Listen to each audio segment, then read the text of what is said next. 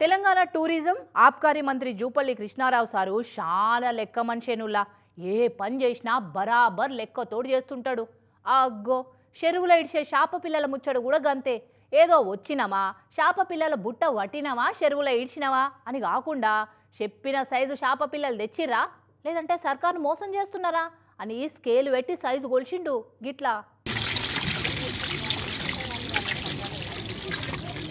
వారేవా మంత్రి జూపల్లి సారు మామూలోడు కాదుళ్ళు. ఇప్పటిదాకా ఏ లీడర్ చేయని పని చేసిండు సారు. మామూలుగా చెరువుల చేప పిల్లలు ఇడిచే ప్రోగ్రాం అంటే ఏ లీడర్ అయినా ఏం చేస్తారు? అన్ని తయారు పెట్టి పిలవంగానే ఓ కొబ్బరికాయ కొట్టి నీళ్ళలో ఇంత పసుపు కుంకుమ పూలు జల్లి చేప పిల్లల బుట్ట చేతికియంగానే అన్ని వేసుకుంటా ఫోటోలు దిగి మామ అనిపించి పోతారు. ఇప్పటిదాకా ఇవ్వలైనా అంతే. కానీ నాగర్ కర్నూలు జిల్లా కొల్లాపూర్ మండలం సోమశిల కాడ శ్రీశైలం బ్యాక్ వాటర్ల చేప పిల్లలు ఇడుస్తందుకు వచ్చిన మంత్రి సార్ అట్లా మామ అనిపించలే.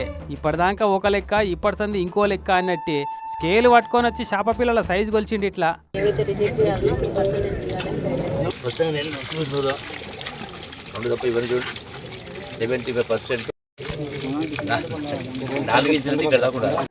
లెక్క ప్రకారం ఈ సోమశిల రిజర్వాయర్ ఇడిచే పిల్లలు మినిమం 80 సెంటీమీటర్లన్నా ఉండాలంట.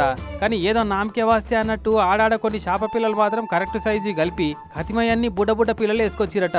అయితే ఏమాయా పెరగాయా అవే పెరుగుతాయి అనుకుంటారేమో, అట్లా అల్లటప్పగా పెరగాయట. 100 ఎకరాల కంటే ఎక్కువ ఆయకట్టు కూడా 80 మిల్లీమీటర్ నుంచి 100 మిల్లీమీటర్ ఉండాలి. అంటే 3 ఇంచుల నుంచి 4 ఇంచుల సైజు చేపలు ఉండాలి. చేపలు వెతికినప్పుడు చూసినప్పుడు 80% చేప పిల్లలు ఆ లెక్క ప్రకారం సైజు లేవు. అందుకని వాటిని రిజెక్ట్ చేయడం జరిగింది.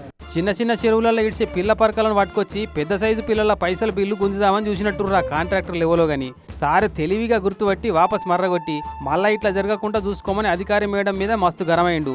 మళ్ళీ ఏడ చేప పిల్లలు ఇడిచే ప్రోగ్రాం పెట్టేది ఉన్నా ఎప్పుడు ఎక్కడ ఎన్ని చేపలు ఎడుస్తున్నారో ఎంత సైజు చేపలు ఎడుతున్నారో మొత్తం డీటెయిల్స్ అన్ని కంప్యూటర్లకు ఎక్కియాలి అనే ఆర్డర్ వేసిండు.